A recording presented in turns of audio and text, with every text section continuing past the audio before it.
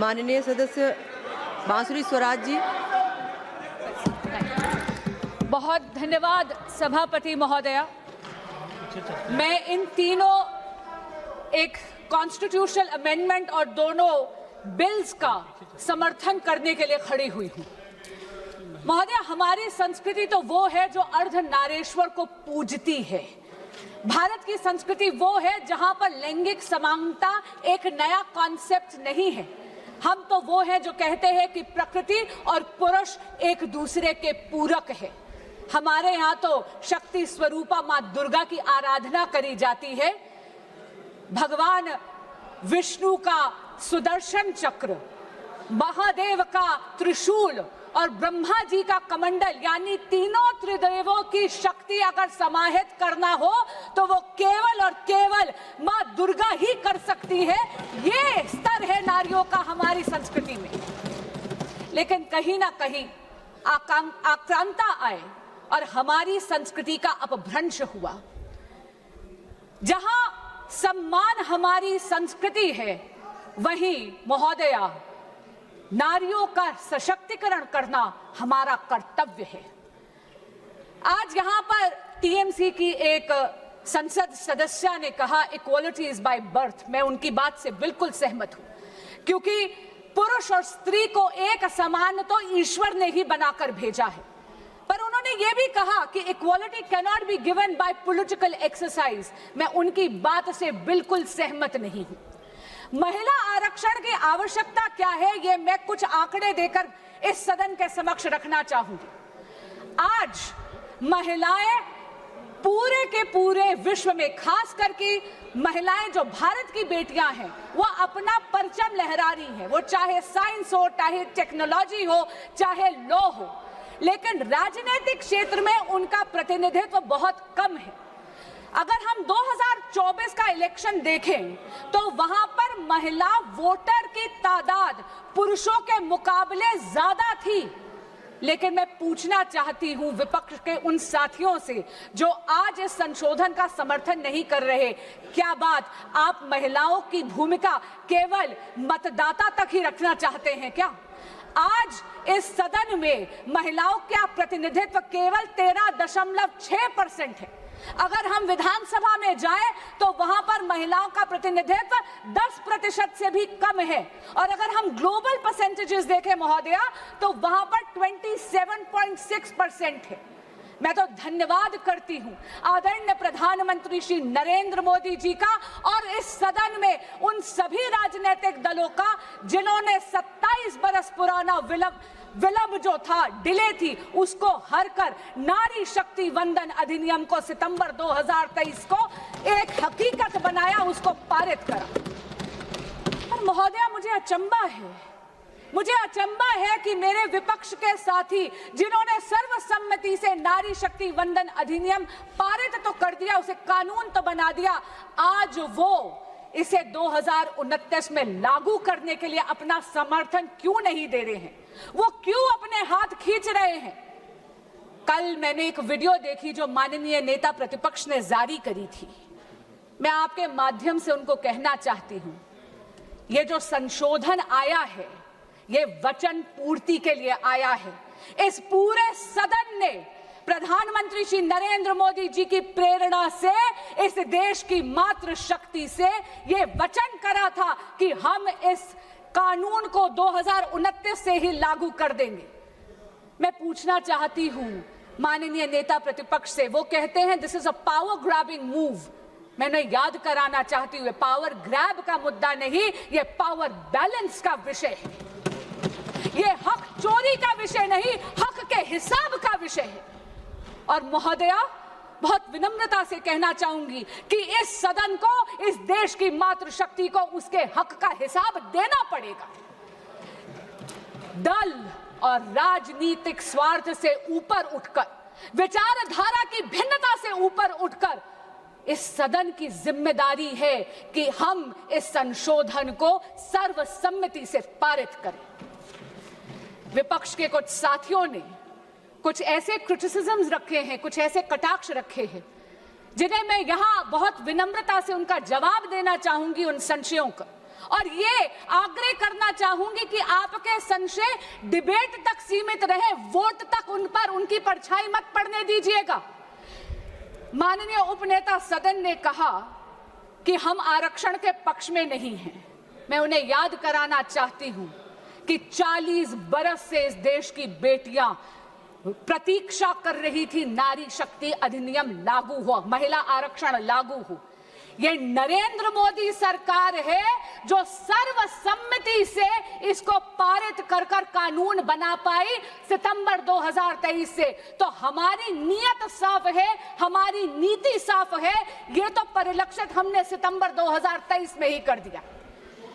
मैं फिर पूछना चाहती हूं, बार बार विपक्ष के कई साथियों ने कहा, टाइमिंग की बात कही, यहां तक कि माननीय अखिलेश यादव जी ने कहा जल्दबाजी। मैं पूछना चाहती हूं कि 40 बरस की डिले के बाद भी आप जल्दबाजी का आरोप किस मुंह से लगा रहे हैं? और रही बात इलेक्शन की, महोदय, जब तक कि एक राष्ट्र एक चुनाव का रिफॉर्म इस देश में लागू नहीं हो जाएगा, हमारी पॉलिटी का नेचर ये है कि यहां तो चुनाव हमेशा रहते हैं। मैं आपको एक व्यक्तिगत अनुभव बताती हूं। मुझे अभी 2 साल भी पूरे नहीं हुए एज अ सांसद, जून में 2 साल में कंप्लीट करूंगी, लेकिन बंगाल का चुनाव 7वां चुनाव है जिसमें योगदान करने का मुझे मौका मिल रहा है। इसलिए चुनाव तो यहां चलते रहेंगे, लेकिन चुनाव बहाना नहीं बन सकता हमारे देश की मातृशक्ति का हक मारने के लिए। अखिलेश जी ने विचार परिवार की भी बात करी। मैं शायद वो इस बात से अवगत नहीं है, क्योंकि मैं भी राष्ट्रीय सेविका समिति की ही एक कार्यकर्ता हूं। पिछले 90 वर्षों से राष्ट्रीय सेविका समिति संघ के साथ कदम से कदम मिलाकर इस देश की सेवा कर रही है।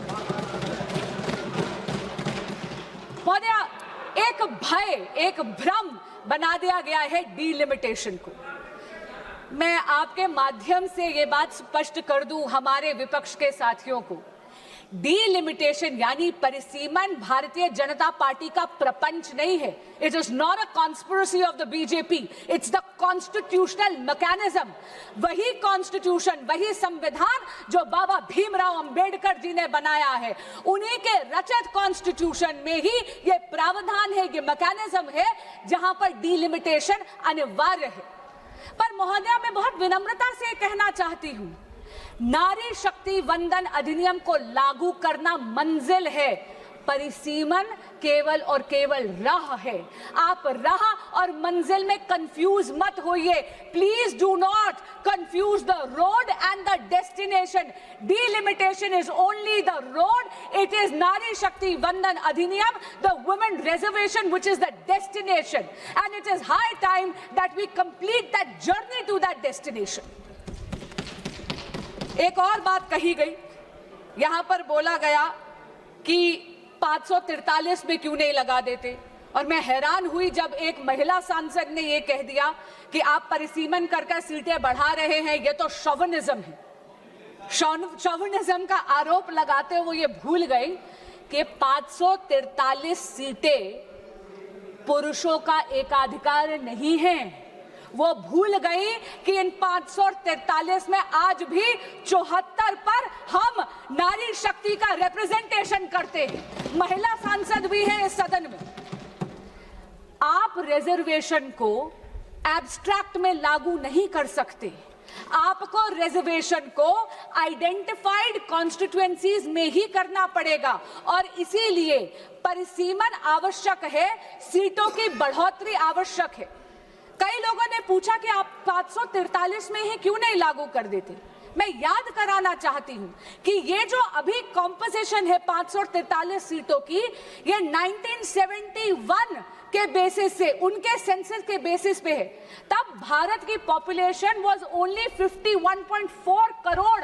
आज भारत की पॉपुलेशन 3 दुगनी हो गई है। हम आज 140 करोड़ का देश है। महोदया, ये सदन अनर्थ करेगा अगर महिला सशक्तिकरण की केवल बात करता है और महिला आरक्षण पॉपुलेशन को रिफ्लेक्ट करते हुए इंप्लीमेंट नहीं करेगा। नारी शक्ति वंदन अधिनियम के इफेक्टिव इंप्लीमेंटेशन के लिए यह अनिवार्य है कि परिसीमन हो और सीटें बढ़ाई जाए। 74 से 273 तक का ये जो सफर है, ये केवल मातृशक्ति के उत्थान के लिए नहीं, ये इस राष्ट्र को सुदृढ़ करने के लिए, इस राष्ट्र में एक स्वर्णिम अध्याय लिखने के लिए। एक और बोली गई बात, यहां पर उन्होंने कहा कि आप जनगणना नहीं करना चाहते। मैं पुनः याद कराना चाहूंगी, आज सुबह ही माननीय गृह मंत्री ने रिकॉर्ड पे बोला है जनगणना की प्रक्रिया चालू हो गई है। उसमें कास्ट सेंसस केंद्र सरकार करवा रही है, लेकिन महोदय ऐसा लग रहा है कि महिलाओं को आधार तो क्या मिला, विरोधियों का आधार ही खिसक गया है। महिलाओं का अधिकार से अगर आपका आधार खिसकता है तो ये आपका राजनीतिक अवसरवाद है।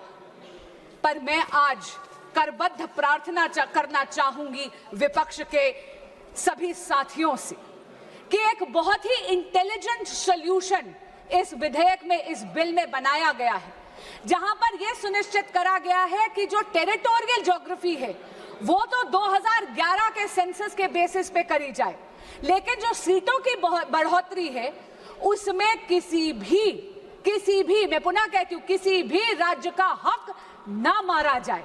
अरे आज तो सदन में खड़े होकर यशस्वी प्रधानमंत्री श्री नरेंद्र मोदी जी ने गारंटी तक दे दी, और हमसे पूछिए, हम आपको बताना चाहते हैं, मोदी की गारंटी सारी गारंटी पूरी करने की गारंटी। दक्षिण भारत में तमिलनाडु में चुनाव है, इसलिए वहां के नेता चुनावी स्वार्थ में, राजनीतिक स्वार्थ में इस देश को नॉर्थ और साउथ में डिवाइड करने की कोशिश कर रहे हैं। लेकिन महोदय, आपके माध्यम से मैं उनको बताना चाहूंगी कि ये जो उनका प्रयास है ये असफल होगा, और जिस संगत में वो बैठे हैं वहां पर केवल हार का चिट्ठा लिखा जाता है। जो भी व्यक्ति इस विधेयक का और इस संशोधन का विरोध कर रहा है वो नारी शक्ति के आक्रोश का पात्र बनेगा। मैं करबद्ध प्रार्थना करती हूं आपके माध्यम से विपक्ष के साथियों को कि कृपया महिलाओं के आक्रोश का नहीं, उनके आशीर्वाद का पात्र बनिए।